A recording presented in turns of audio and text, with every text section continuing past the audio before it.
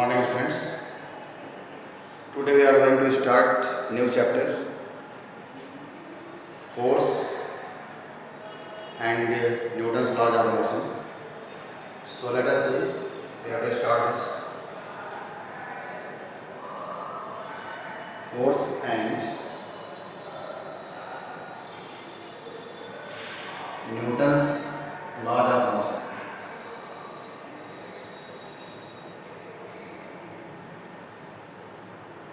इसमें सबसे पहले हम लोग फोर्स को डिफाइन करेंगे। फोर्स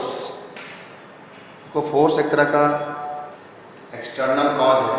जैसे आप लोग इसके पहले पढ़े हो स्टेट ऑफ रेस्ट पढ़े हैं, स्टेट ऑफ मोशन पढ़ा गया है। तभी हमने ये सोचा कि अगर स्टेट ऑफ रेस्ट से स्टेट ऑफ मोशन में चेंज करना हो, किसी ऑब्जेक्ट के रेस्ट के स्टेट को मोशन में कन्वर्ट करना हो, तो क्या करना पड़ता है? We have to apply a force. ऐसे ही मान लो कोई ऑब्जेक्ट अगर मोशन में है, उसके उस स्टेट को आप चेंज करना चाहते हो, मोशन से रेस्ट की ओर लाना चाहते हो, then also you have to apply a force. Brake apply करते हो, that is also kind of force. तो फोर्स को हम लोग स्टेट चेंज करने के लिए कहीं भी यूज करते हैं। एक टर्म इसमें डायरेक्शन का भी होता है। डायरेक्शन कहीं चेंज करना हो, then also we have to apply some force. तो फोर्स का कंडीशन ये है कि फोर्स को हम लोग पुश या पुल के फॉर्म में डिफाइन करते हैं। एक एक्सटर्नल कॉज है in the form of push और पुल विच आइदर चेंजेस और tends to change the state of rest और state of motion, also configuration. Whenever you apply some force on an object then its shape and size में also change, so that is called configuration.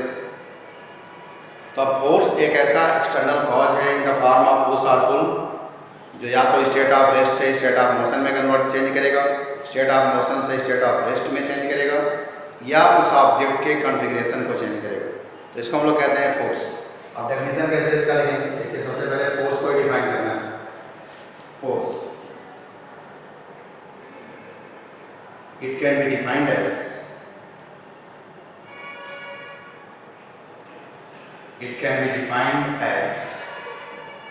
an external cause in the form of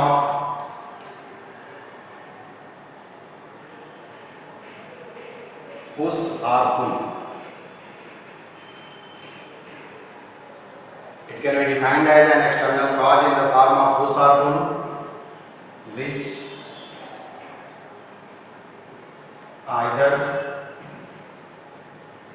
changes or tends to change the state or state of rest means state of rest or motion,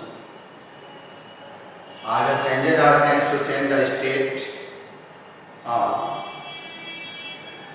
configuration of a body और object भी कह सकते हो। So force it can be defined as an external cause in the form of push और pull which either changes और tends to change. दोनों condition से या तो आप फोर्स अप्लाई करोगे तो चेंज कर देगा, या चेंज करने की टेंडेंसी रखेगा। जैसे वॉल पर हम पुश या पुल अप्लाई करें तो वॉल को डिस्प्लेस नहीं कर सकते, लेकिन जो पुश या पुल अप्लाई किया गया उसकी टेंडेंसी होगी चेंज करने की। तो इस तरह के पुश या पुल को एक्सटर्नल कॉज के फॉर्म में जो स्टेट को चेंज कर दे या चेंज करने की टेंडेंसी रखता हो, या कॉन्फ़िगरेशन को चेंज कर दे या चेंज करने की टेंडेंसी रखता हो, उससे हम लोग कहेंगे फोर्स। तो ये फोर्स, इसका फार्मूला आगे हम लोग फाइंड करेंगे जब न्यूटन लॉ स्टार्ट किया जाएगा तब। अब फोर्स के साथ देखो एक और टर्म आता है इसमें, बहुत ही कॉमन टर्म है, इनर्शिया। इनर्शिया को समझना हम लोगों को। इनर्शिया, जैसे मान लीजिए कोई ऑब्जेक्ट, ये टेबल है, इस पर आपने एक बुक रख दिया, ये बुक तब तक वहाँ रहेगा जब तक हम इसको यहाँ से कोई फोर्स अप्लाई करके डिस्प्लेस ना करें। या मान लो कोई एक ऑब्जेक्ट है जिसको आपने ग्राउंड फ्लोर पर एक बॉल को चला के छोड़ दिया आपने, तो क्या होगा, ये बॉल कॉन्टिन्यूसली मोशन के स्टेट को मेंटेन करेगा, लेकिन चूंकि ग्राउंड पर बॉल और ग्राउंड के बीच में एक अपोजिंग फोर्स एक्ट करता है जिसको हम लोग फ्रिक्शन कहते हैं, यानी फ्रिक्शनल फोर्स है। इस फ्रिक्शन की वजह से कॉन्टिन्यूस इसके मोशन का अपोज होता है and after some time it comes to rest. तो इसका मतलब हुआ कि यहाँ अगर ये फ्रिक्शन हम कंप्लीटली हटा दें, फ्रिक्शन को कंप्लीटली समाप्त कर दें और उस समय किसी बॉल को मोशन में ला के छोड़ दिया जाए तो ये इनफाइनाइट टाइम तक अपने मोशन को मेंटेन करेगा। जैसे रेस्ट में है, जब तक आपने फोर्स अप्लाई नहीं किया तब तक ये हुक यहाँ से नहीं हटा, मैंने अपने स्टेट ऑफ रेस्ट को चेंज नहीं किया। ऐसे ही कोई ऑब्जेक्ट अगर मोशन में है तो तब तक मोशन को मेंटेन करेगा जब तक हम इसके ऊपर कोई फोर्स अप्लाई नहीं करेंगे। ये कंडीशंस जो आते हैं, स्टेट ऑफ रेस्ट को मेंटेन करना, स्टेट ऑफ मोशन को मेंटेन करना in absence of an external force, उसी को हम लोग इनर्शिया कहते हैं। इस यूनिवर्स में जितने भी ऑब्जेक्ट हैं, जितने भी बॉडीज हैं, सब के सब अपने स्टेट को मेंटेन करने की टेंडेंसी रखते हैं। अब वो स्टेट को मेंटेन करने की टेंडेंसी रेस्ट में अगर हैं तो रेस्ट को मेंटेन करेंगे, मोशन में अगर हैं तो मोशन को मेंटेन करेंगे। इसी टेंडेंसी को इनर्शिया कहा जाता है। अब जैसे मान लो किसी की पढ़ने की टेंडेंसी नहीं आ रही है, कॉन्टिन्यूअस होने की टेंडेंसी है, that is also inertia of mind, एक इनर्शिया सेटिंग हो गई। तो इनर्शिया को डिफाइन कैसे करेंगे? एक प्रॉपर्टी है किसी बॉडी की, bye virtue of which it opposes the change in its state. मैंने शॉर्ट में एक डेफिनेशन आप दे सकते हो, इनर्शिया किसी ऑब्जेक्ट की, किसी बॉडी की ऐसी प्रॉपर्टी है जिसकी वजह से वो अपने स्टेट में होने वाले चेंज का अपोज करता है। मतलब जब भी हमको स्टेट चेंज करना होगा तो अपोजिंग टेंडेंसी की वजह से ही हमको फोर्स अप्लाई करना पड़ता है।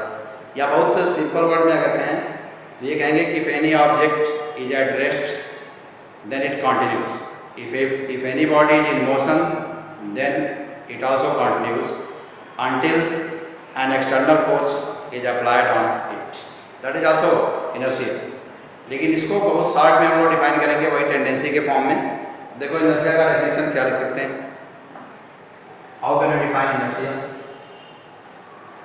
Inertia can be defined as it is inherent property. It is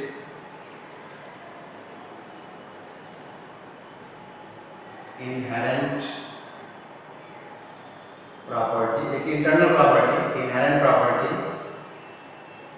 of a body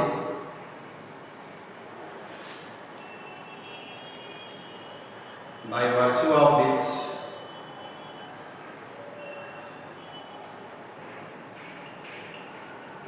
it opposes the change in its state. Inherent property एक इंटरनल प्रॉपर्टी है किसी बॉडी की जिसकी वजह से वो अपने स्टेट में होने वाले चेंज का अपोज करता है।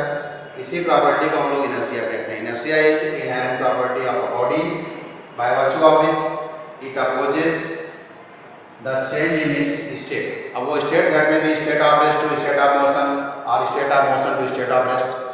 मतलब ये है जब भी स्टेट को चेंज करना होगा तो ये इसका अपोज करेगा। इसलिए स्टेट को चेंज करने के लिए हमको फोर्स अप्लाई करना पड़ता है। इन एब्सेंस ऑफ फोर्स किसी भी बॉडी का स्टेट कभी चेंज नहीं हो सकता। उसका रीजन क्या है? Due to its inertia. जब भी रीजन गुजर जाएगा तो कहेंगे ड्यू टू इट्स इनर्शिया। अब स्टेट के अकॉर्डिंग, स्टेट में होने वाले चेंज के अकॉर्डिंग ये इनर्शिया 3 टाइप्स का होता है। 3 कैटेगरी में इसको डिवाइड कर दिया गया है।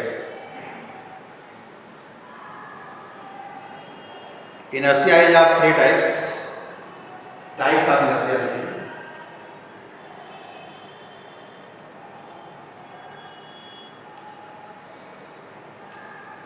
Basically inertia is of 3 types हैं इसके। फर्स्ट है इनर्शिया ऑफ रेस्ट। कैसे डिफाइन करेंगे? यही से डेफिनेशन ले लो। Inherent property of a body by virtue of which it opposes the change in its state of rest कहते हैं। एक ऐसी इनहेरेंट प्रॉपर्टी है किसी बॉडी की जिसकी वजह से यह अपने स्टेट ऑफ रेस्ट में होने वाले चेंज का अपोज करती है। The property of a body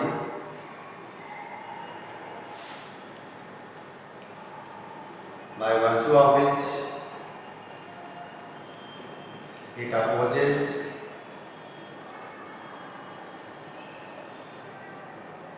to change in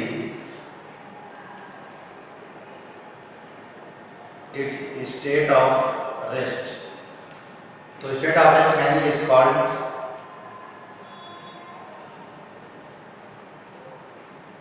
inertia of rest. इसको कहेंगे inertia of rest. The property of a body by virtue of which it opposes the change in its state of rest is called inertia of rest. Now second one, inertia का second type,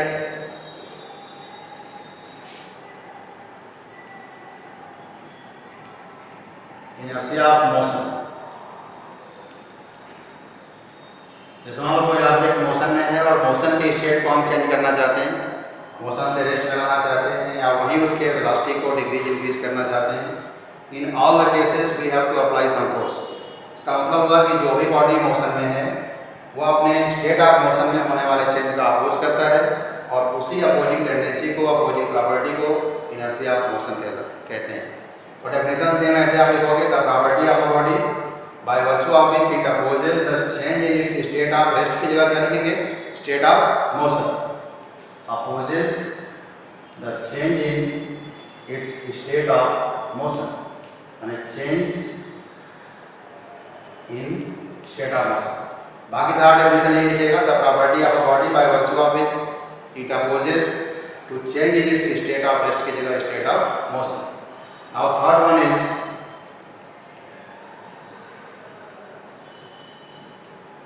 inertia of direction. अब मान लो अगर आप चल रहे हो किसी ने बाइसिकल से ही चल रहे हो तो उसके डायरेक्शन को अगर चेंज करना हो then you have to apply some force on its handle. कोई फोर व्हीलर है तो स्टीयरिंग पर हम फोर्स अप्लाई करते हैं. तो जब तक हम फोर्स अप्लाई नहीं करेंगे तब तक किसी बॉडी का जो मोशन में है उसके डायरेक्शन को भी चेंज नहीं कर पाएंगे. इसका मतलब हुआ कि कोई भी बॉडी, कोई भी ऑब्जेक्ट है, यह अपने मोशन को अलोंग वो स्ट्रेट लाइन मेंटेन करता है. अगर हम उस स्ट्रेट पाथ को चेंज करना चाहते हैं then we have to apply some force और इसी को इनर्शिया ऑफ डायरेक्शन कहा जाता है. Whenever we have to change direction of any body which is moving on straight path then we have to apply some force. It means the body which is in motion opposes the change in its state of motion along straight path. And that state or that property is called inertia of direction. तो अगर आप एक term को define कर पाते हो, inertia का definition जानते हो, तो वहीं से इनर्शिया ऑफ रेस्ट डिफाइन होगा, वहीं से इनर्शिया ऑफ मोशन भी डिफाइन होगा और वहीं से इनर्शिया ऑफ डायरेक्शन को भी डिफाइन कर सकते हैं. तो ये कंडीशंस हैं. तीनों कंडीशन में फोर्स का रिक्वायरमेंट है. तो जहाँ जहाँ फोर्स का रिक्वायरमेंट होगा इसका मतलब कि वहाँ पर अपोज हो रहा है, उस स्टेट को चेंज करने का अपोज हो रहा है और वही अपोजिंग टेंडेंसी या अपोजिंग प्रॉपर्टी इनर्शिया कहलाती है. ये डिफरेंट कैटेगरीज हो गए. चलो एक और टर्म इसमें, मेजर ऑफ इनर्शिया. इनर्शिया को कैसे मेजर करते हैं लोग, how can we measure the inertial property of a body. इसके लिए कुछ एग्जाम्पल आप समझिए. जैसे मान लो एक ऑब्जेक्ट है या एक बॉल कोई ले लो, 100 ग्राम का कोई बॉल है और एक बॉल है कोई आयरन बॉल है, मान लो 500 ग्राम.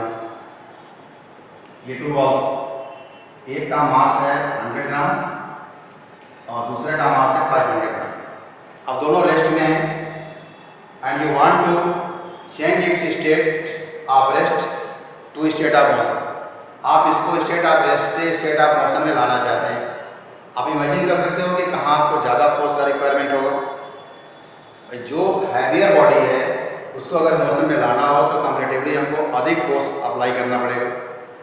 जैसे जनरल एग्जाम्पल ले लो, एक साइकिल और एक कार ले लीजिए. तो दोनों में किसी को अगर मोशन स्टेट ऑफ रेस्ट से स्टेट ऑफ मोशन में ले आना हो तो आपको ज़्यादा फोर्स का रिक्वायरमेंट कहाँ हो, जिसका मास अधिक है, फोर व्हीलर पर. यही सेम चीज़ जो यहाँ बताए हैं वही वहाँ भी अप्लाई हो. अब इसका एक दूसरा सिचुएशन भी समझिए. अगर दोनों बाल मोशन में हैं और आप उसको रेस्ट में लाना चाहते हो तो फिर आपको कहाँ अधिक फोर्स अप्लाई करना पड़ेगा.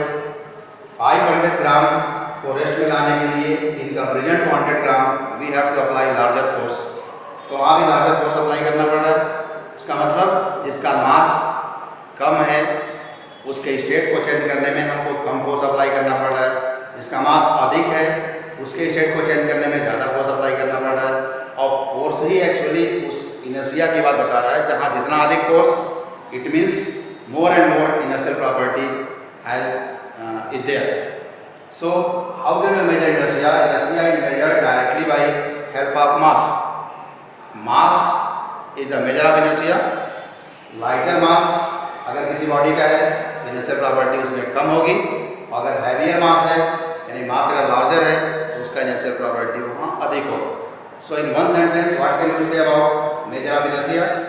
We can say that mass is measure of inertia. मतलब जहाँ जितना अधिक मास होगा उसका इनर्शियल प्रॉपर्टी उतना ही अधिक होगा. For lighter objects less inertia and heavier objects more inertia.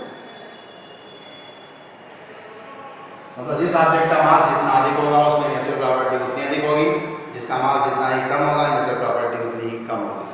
So this is the way by which we can measure inertia. Mass is the measure of inertia. Mass जैसे मान लीजिए बहुत सारे क्वेश्चन इसको दिए जाते हैं, मास डिफरेंट बॉडी का दे दिया जाए या ऑब्जेक्ट को ही कहा जाए, तो वहाँ आप देखोगे जिसका मास जितना अधिक होगा उसकी इनर्शियल टेंडेंसी उतनी अधिक बताएंगे, जिसका मास जितना ही कम होगा उसमें इनर्शियल प्रॉपर्टी उतना ही कम बताया जाएगा. तो ये वे है जिसके अकॉर्डिंग हम इनर्शिया को मेजर कर सकते हैं. तो आज हम लोग फोर्स का डेफिनेशन देखें. फोर्स को आप डिफाइन कर सकते हो. फोर्स बाद इनर्शिया, इनर्शिया का डेफिनेशन है, फिर इनर्शिया के टाइप्स और इनर्शिया का मेजरमेंट. अब इसी बेसिस पर हम लोग न्यूटन लॉ को स्टार्ट करेंगे. तो नेक्स्ट लेक्चर में हम लोग न्यूटन्स लॉज ऑफ मोशन को स्टार्ट करेंगे, जिसमें न्यूटन के 3 लॉज होंगे, फर्स्ट, सेकेंड एंड थर्ड. वहीं से फोर्स का फार्मूला भी आएगा, फिर उससे रिलेटेड न्यूमेरिकल्स स्टार्ट होंगे. I hope that you all are able to understand all the terms, and next lecture we will discuss Newton's law of motion. Thanks.